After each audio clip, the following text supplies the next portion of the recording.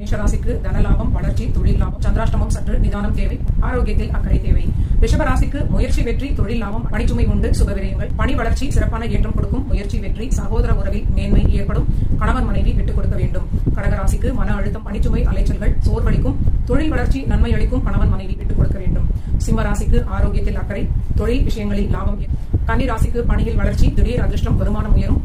நன்மைகள், பணிச்சுமை அதிகம் இருக்கும். பிரயாணங்களால் ஆதாயம். துலாம் ராசிக்கு தொழில் வளர்ச்சி, குழந்தைகளிடம் வாக்குவாதத்தை தவிர்க்க வேண்டும். அலைச்சல்களால் சோர்வு ஏற்படும். ஆரோக்கியத்தில் அக்கறை தேவை. ஆரோக்கியத்தில் அதிக கவனத்தை காட்ட வேண்டும். தும்மல், இருமல், ஒவ்வாமை போன்ற விஷயங்களில் அதிக கவனம். வளர்ச்சி, தொழில் லாபம் சிறப்பாக இருக்கும். தனுசு ராசிக்கு வேலை தொடர்பான விஷயங்களில் காரிய வெற்றி. தாயாருடைய ஆரோக்கியத்தில் கவனம். உத்தியோகத்தில் நன்மை தரும்.